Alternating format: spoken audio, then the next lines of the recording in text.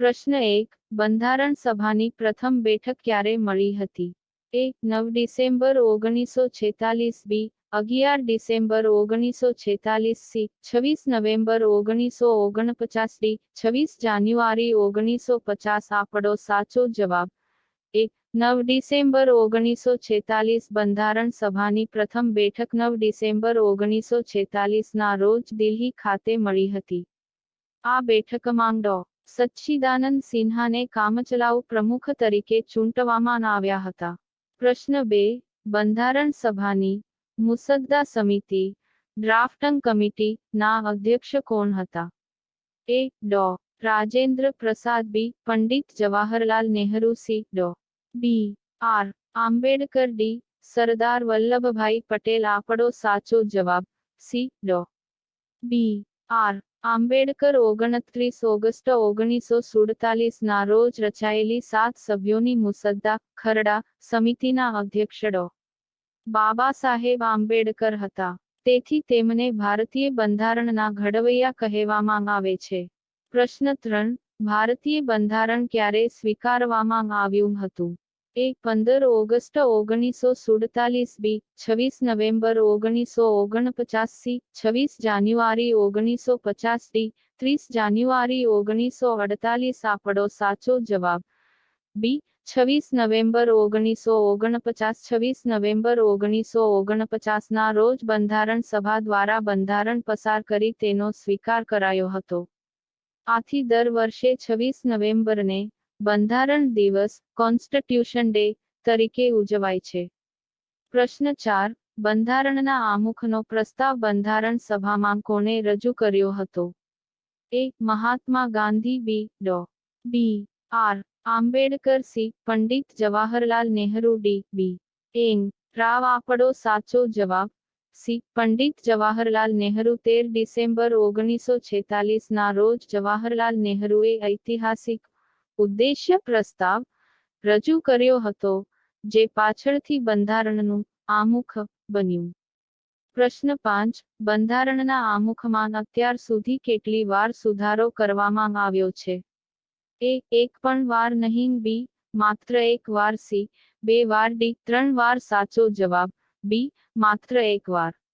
આમુખમાં અત્યાર સુધી માત્ર એક જ વાર 42 માંગ બંધારણીય સુધારા 1976 દ્વારા ફેરફાર કરાયો છે, જેમાં સમાજવાદી, બિનસાંપ્રદાયિક અને અખંડિતતા શબ્દો ઉમેરાયા હતા. પ્રશ્ન 6. ભારતીય બંધારણમાં મૂળભૂત અધિકારો કયા દેશના બંધારણમાંથી લેવામાં આવ્યા છે? એ. બ્રિટન. બી. સોવિયત સંઘ. સી. અમેરિકા. ડી. ઓસ્ટ્રેલિયા. આપડો સાચો જવાબ આવશે ઓપ્શન સી. અમેરિકા. બંધારણના ભાગ 3 માં આપેલા મૂળભૂત અધિકારો અનુચ્છેદ 12મી 35 અમેરિકાના બિલ ઓફ રાઇટ્સ માંથી પ્રેરિત થઈને લેવામાં આવ્યા છે. પ્રશ્ન 7. ડોક્ટર બી. આર. આંબેડકરે કયા અધિકારને બંધારણનો આત્મા અને હૃદય કહ્યો છે? એ. સમાનતાનો અધિકાર. બી. સ્વતંત્રતાનો અધિકાર. સી. ધાર્મિક સ્વતંત્રતાનો અધિકાર. ડી. બંધારણીય ઇલાજોનો અધિકાર. સાચો જવાબ. ડી. બંધારણીય ઇલાજોનો અધિકાર. અનુચ્છેદ 32 બંધારણીય ઇલાજોનો અધિકાર નાગરિકોને પોતાના હકો છીનવાઈ જવા બદલ સીધા સુપ્રીમ કોર્ટ જવા દે છે. આથી ડો. આંબેડકરે તેને બંધારણનું હૃદય અને આત્મા ગણાવ્યો છે. પ્રશ્ન 8. અસ્પૃશ્યતા નાબૂદી ની જોગવાઈ કયા અનુચ્છેદમાં છે? એ. અનુચ્છેદ 14. બી. અનુચ્છેદ 15. સી. અનુચ્છેદ 17. ડી. અનુચ્છેદ 18. આપડો સાચો જવાબ.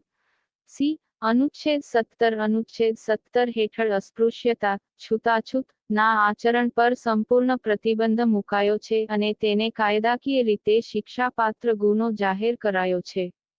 પ્રશ્ન 9. સંપત્તિના અધિકારને કયા સુધારા દ્વારા મૂળભૂત અધિકારોની યાદીમાંથી હટાવવામાં આવ્યો? એ. 42મો સુધારો. બી. 44મો સુધારો. સી. 86મો સુધારો. ડી. 91મો સુધારો. સાચો જવાબ. બી. 44મો સુધારો 1978 માંગ 44 માંગ સુધારા દ્વારા સંપત્તિના અધિકારને મૂળભૂત અધિકારમાંથી હટાવીને અનુચ્છેદ 300A હેઠળ માત્ર એક કાનૂની અધિકાર બનાવવામાં આવ્યો છે. પ્રશ્ન 10. ભારતીય નાગરિકોની મૂળભૂત ફરજો બંધારણના કયા ભાગમાં દર્શાવેલી છે? એ. ભાગ 3B, ભાગ 4C, ભાગ 4A, ડી. ભાગ 5 સાચો જવાબ સી. ભાગ 4A. 42 માંગ બંધારણીય સુધારા 1976 દ્વારા સ્વર્ણસિંહ સમિતિની ભલામણથી બંધારણમાં ભાગ 4A અને અનુચ્છેદ 51A ઉમેરીને મૂળભૂત ફરજોનો સમાવેશ કરાયો હતો.